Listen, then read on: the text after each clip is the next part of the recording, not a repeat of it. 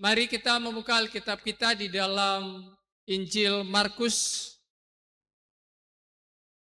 Injil Markus pasal 14 kita membaca ayat 34, 35, dan 36. Injil Markus pasal 14. Injil Markus pasal 14 ayat 34, 35, dan 36. Kita membaca 3 ayat ini dan setelah itu kita akan mendengarkan sebentar. Dalam hitungan ketiga, judul perikop di Taman Getsemani 3, 2, 1. Lalu katanya kepada mereka, hatiku sangat sedih seperti mau mati rasanya. Tinggal di sini dan berjaga-jagalah. Ia maju sedikit merebahkan diri ke tanah dan berdoa supaya sekiranya mungkin saat itu lalu daripadanya. Katanya, ya Aba, ya Bapa, tidak ada yang mustahil bagimu. Ambillah cawan ini daripadaku, tetapi janganlah apa yang aku kehendaki, melainkan apa yang engkau kehendaki. Demikian jauh pembacaan firman Tuhan. Shalom. Selamat hari Minggu buat kita semua. Puji Tuhan, kita boleh berkumpul bersama kembali dalam kasih dan anugerah Tuhan dalam ibadah Minggu Sengsara ke-6 yang kita ada saat ini. Bapak Ibu Saudara yang dikasihi oleh Tuhan, kita ada di dalam minggu memperingati minggu kesengsaraan Kristus di atas kayu salib. Pertanyaan yang menjadi perenungan kita adalah, mengapa dia mengalami sengsara? Mengapa dia mengalami penderitaan? Mengapa dia mengalami kesulitan? Bukankah dia anak Allah yang datang ke dalam dunia? Seharusnya dialah yang harus dimuliakan. Dialah yang harus dihormati. Karena dia adalah pemilik atas alam semesta ini. Dia adalah pemilik kehidupan ini. Pertanyaannya, mengapa dia mengalami kesengsaraan? Bapak Ibu Saudara, karena ia menjadi pengganti kita. Yang seharusnya kita dibinasakan. Yang seharusnya kita mati karena dosa-dosa kita. Yang seharusnya kita yang menanggung penderitaan yang dia derita. Tetapi dia menggantikan kita di atas kayu salib. Yohanes 3 ayat 16 mengatakan, karena begitu besar kasih Allah akan dunia ini, sehingga ia mengaruniakan anaknya yang tunggal, supaya setiap orang yang percaya kepadanya tidak binasa, melainkan beroleh hidup yang kekal. Itu sebabnya dia mengalami kesengsaraan. Bapak Ibu Saudara yang dikasihi oleh Tuhan, itu sebabnya dalam memperingati akan kesengsaraan Kristus, minggu-minggu sengsara, bukan hanya sebatas seremonial, kalender gerejawi yang terus berulang setiap tahun, yang terus diingat dan kita dengar dalam pembacaan dan juga dalam setiap pemberitahuan di gereja. Tetapi kita diingatkan kembali. Kita akan merenungkan akan kasih Allah yang besar. Karena kita manusia yang berdosa. Kita merenungkan kembali betapa besar kasih Tuhan yang dia berikan kepada kita melalui anaknya Yesus Kristus. Kita melihat fakta. Kita melihat realita yang dia alami. Dia dipukul, dia dihina, dia diludahi. Di NKI 48, nyawaku diberikan bagimu. Apa yang kau berikan bagiku? Itu satu pertanyaan yang mesti harus kita renungkan di dalam kehidupan kita. Yesus meninggalkan semuanya bagi kita. Apa yang kita berikan bagi dia? Nah, Bapak Ibu Saudara yang dikasihi oleh Tuhan, dalam teks firman Tuhan yang tadi kita telah baca bersama, ya, di mana Kristus mengalami satu kesengsaraan jiwa dan juga nanti akan dilanjutkan dengan kesengsaraan fisik, di mana setelah dia ditangkap dia akan mengalami penderitaan yang cukup hebat. Di Taman Getsemani, Bapak Ibu Saudara, Markus mencatat bahwa dia mengatakan takut dan getar. Bahkan dia berkata, hatiku sedih seperti mau mati rasanya. Bapak Ibu Saudara pernah mengalami kesedihan? Sesedih apa yang Bapak Ibu alami? Dalam menjalani kehidupan, dalam menghadapi kesulitan-kesulitan yang ada, dalam menghadapi suami, menghadapi anak-anak, menghadapi istri. Sesedih apa yang Bapak Ibu alami? Melebihi kesedihan yang alami oleh Tuhan Yesus. Karena dia harus menanggung dosa-dosa kita. Saya pikir tidak, Bapak Ibu Saudara. Ya, tidak melebihi apa yang dialami oleh Tuhan Yesus.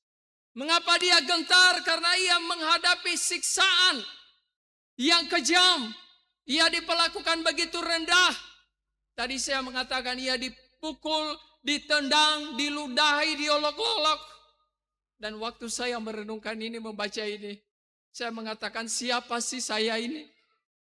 Kristus rela menjalani semua ini demi saya dan demi engkau. Ya, ia takut dan gentar bukan karena dia takut mati, bukan, tapi karena dosaku dan dosamu ditimpakan kepada dia. Allah yang suci, Allah yang kudus harus menanggung dosa umat manusia. Bapak Ibu Saudara, ini satu kegelisahan yang sungguh luar biasa. Bapak Ibu Saudara yang dikasihi oleh Tuhan, Alkitab mencatat ya bahwa beratnya kesengsaraan yang dia tanggung di Getsemani itu, Matius menuliskan bahwa keringatnya bercampur dengan darah dan menetes ke bumi. Bapak Ibu Saudara, saya membaca satu artikel yang ditulis dari artikel kesehatan bahwa air keringat yang bercampur dengan darah itu adalah kondisi medis yang sangat langka dialami oleh manusia sampai hari ini. Kondisi semacam itu diakibatkan oleh satu ketakutan di dalam hati yang sangat-sangat hebat. Bukan ketakutan yang biasa.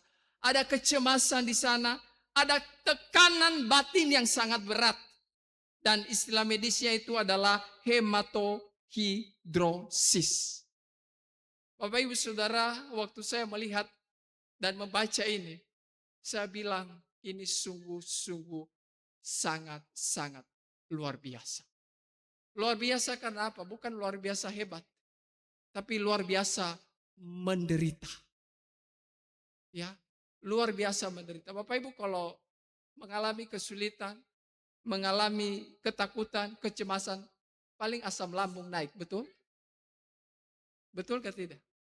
Asam lambung naik, pusing, lalu minum obat, selesai. Apa yang dialami oleh Tuhan Yesus tidak seberapa dengan apa yang Bapak Ibu alami dan saya sampai hari ini.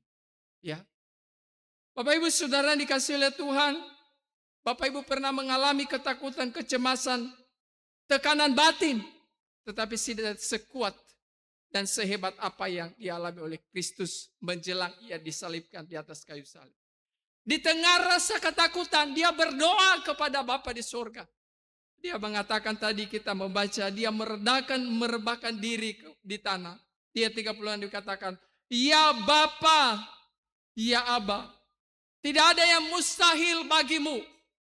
Tapi Bapak Ibu Saudara, lihat kalimat berikut, dia katakan bahwa jangan kehendakku, biarlah kehendakmu yang jadi. Tuhan menghendaki, ya Allah menghendaki, Yesus Kristus harus naik di atas kayu salib. Maka di sini kita penting melihat dan memahami kehendak Tuhan di dalam kehidupan kita. Ya, kalau Tuhan, kita boleh berdoa saja. Ya, penderitaan ini boleh berlalu daripadaku Tuhan. Kalau bisa hari depan yang lebih baik Tuhan anugerahkan bagiku. Boleh saja kita berdoa. Tapi ingat bahwa kehendak Tuhan yang terjadi. Kalau Tuhan menghendaki kita melewati masa yang sulit, bagaimana? Lalu kita minta paksa Tuhan untuk kita harus tersingkir itu daripada kita. Nah Bapak Ibu Saudara dikasih oleh Tuhan, Yesus mengerti apa yang menjadi kehendak Allah. Sehingga apa yang terjadi, dia mengatakan, biarlah kehendakmu yang jadi. Bapak Ibu Saudara, di sini Tuhan Yesus mengajarkan kepada kita bahwa di atas kehendak kita, kehendak Tuhan lah yang terjadi. Ya, di atas kehendak kita, di atas rencana kita, di atas cita-cita kita, di atas semua permintaan, di atas semua pergumulan yang kita hadapi, yang kita rindukan terjadi dalam kehidupan kita. Letakkanlah semua itu di bawah rencana dan kehendak Tuhan. Karena kehendak Tuhanlah yang harus terjadi. Karena kehendak Tuhanlah yang terbaik dan yang paling baik, yang akan membawa kita menuju kepada rencana dan kehendak Tuhan. Kenapa? Karena Tuhan paling tahu dan paling mengerti apa yang kita perlu dalam kehidupan ini. Ya, maka Paulus mengatakan, apa yang tak pernah dilihat mata dan tak pernah didengar telinga, di Korintus, dan yang tak pernah timbul di dalam hati, semua itu disediakan bagi orang yang mengasihi Dia, bagi mereka yang mengerti kehendak dan rencana Tuhan. Yang berikut Bapak Ibu Saudara, ya, Yesus menghadapi pergumulan yang berat seorang diri. Perhatikan di Taman Getsemani, murid-muridnya di mana mereka? Semua meninggalkan mereka. Mereka tertidur, maka Tuhan Yesus mengatakan, 1 jam saja engkau tidak mampu berjaga-jaga dengan saya. 1 jam itu Bapak Ibu Saudara, bukti bahwa manusia tidak bertahan, tidak mampu untuk bersama dengan Dia dalam menghadapi pergumulan itu.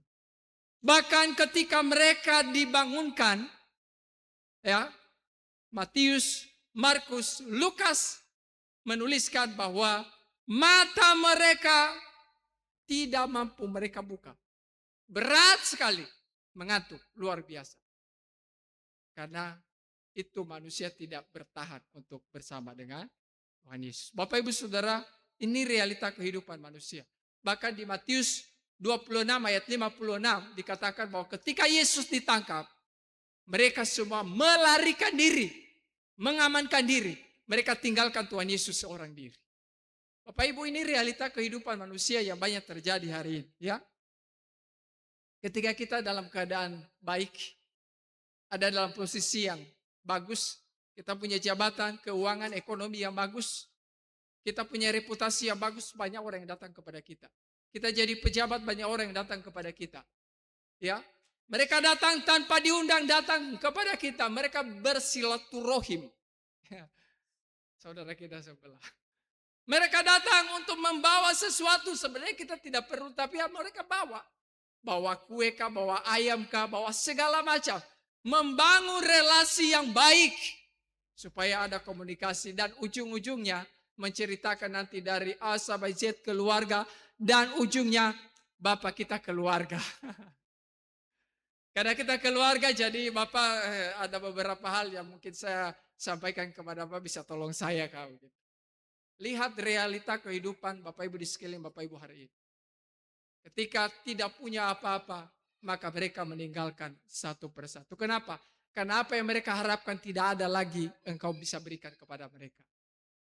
Dan ketika engkau dalam penderitaan, mereka tinggalkan engkau. Kenapa? Karena tidak mau turut serta menderita, mengalami seperti yang engkau alami.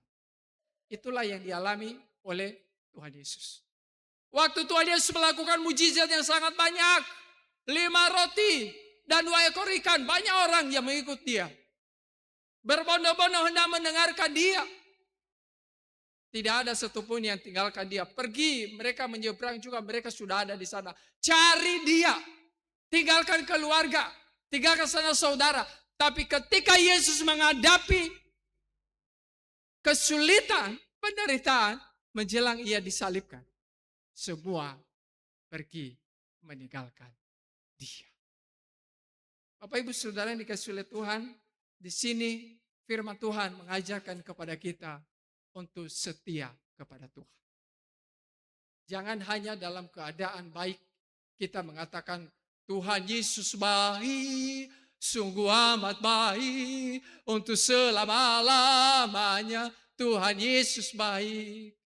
Tapi ketika kita mengalami masalah yang sulit, perekonomian, masalah keluarga, hari depan yang belum menentu, apakah kita masih percaya kepada Tuhan, Tuhan Yesus baik? Ditambah lagi bisikan setan masuk ke telinga. Betulkah Tuhan Yesus baik? Lalu pikir, betul juga ya. Kalau dia baik, kenapa saya sakit? Harusnya kalau dia baik, saya tidak harus sakit. Kalau dia baik, kenapa perekonomian saya sulit? Betul juga ya. Masuk akal. Bapak Ibu Saudara, kebaikan Tuhan tidak hanya diukur dengan itu. Kebaikan Tuhan, dia telah datang ke dalam dunia. Merelakan anaknya yang tunggal menjadi tebusan bagimu dan saya.